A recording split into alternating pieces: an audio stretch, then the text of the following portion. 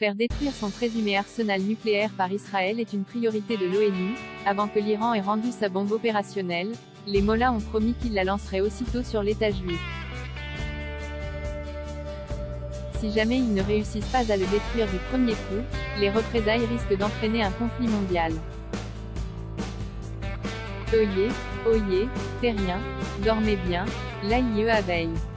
Le 28 octobre 2022, l'ONU a diffusé un communiqué de presse informant le bon peuple que sa première commission Désarmement et Sécurité internationale avait approuvé 19 projets de résolution et un projet de décision sur les armes nucléaires, dont un projet de résolution intitulé « Désarmement nucléaire », qui a suscité un long débat.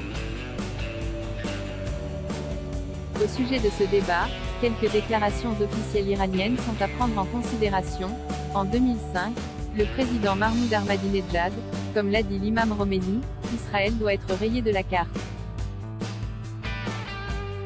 En 2019, le général Mohammad Reza Naqvi, officier supérieur des gardiens de la révolution, sur la chaîne irakienne Al-Nouraba, la révolution islamique en Iran n'abandonnera pas l'objectif d'effacer l'État juif.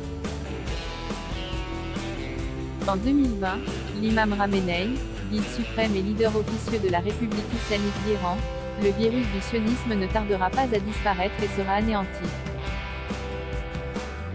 A-t-on les médias qu'on mérite? Plutôt que d'aligner les arguments de l'Iran et d'Israël, concernés par ces résolutions, voyons de quelle façon leurs presses respectives ont rendu compte de l'information. Le 1er novembre 2022, le Tehran Times, dont on ne peut mettre en doute les reportages, puisque sa devise est « La pure vérité », traite tous en B. Expliciter le communiqué de l'ONU, l'Assemblée générale des Nations unies a voté dimanche par 152 voix contre 5 en faveur d'une résolution qui exige qu'Israël détruise tout son arsenal d'armes nucléaires et permette aux inspecteurs de l'Agence internationale de l'énergie atomique de visiter ses installations nucléaires. Le vote a été effectué par la première commission de l'ONU, qui traite du désarmement, des défis mondiaux et des menaces à la paix qui affectent la communauté internationale et cherche des solutions aux défis de la sécurité internationale. Le Tehran Times ne précise pas qui préside cette commission, mais peut-être n'est-ce pas inutile pour les lecteurs français, qui ne sont pas tous sensibles à l'humour onusien. Il s'agit de la Corée du Nord, parangon bien connu de la paix dans le monde. La résolution avait été initiée par Myanmar, né Birmanie, dont la junte au pouvoir partage le pragmatisme iranien et les idéaux nord-coréens, sans bénéficier des mêmes moyens militaires.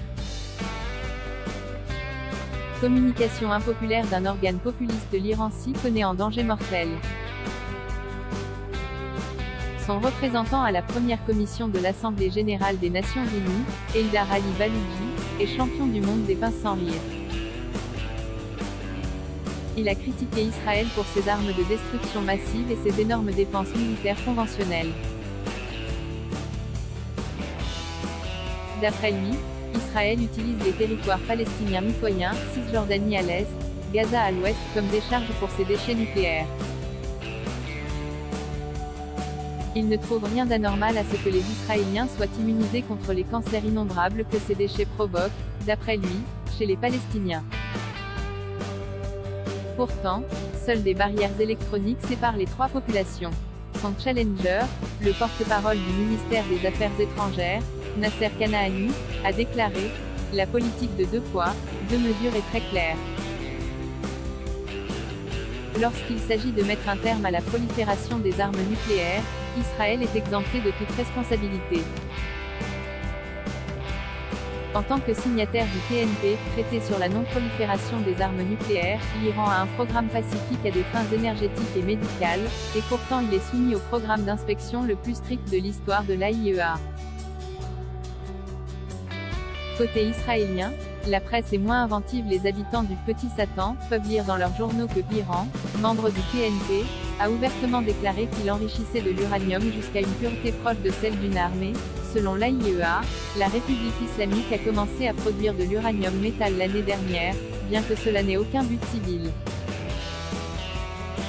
Ce point n'a pas été mentionné dans la résolution.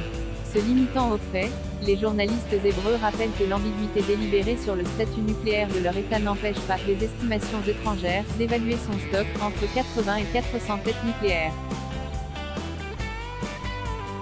En revanche, l'État juif a déjà déclaré à plusieurs reprises qu'il ne serait jamais le premier à introduire de telles armes dans la région.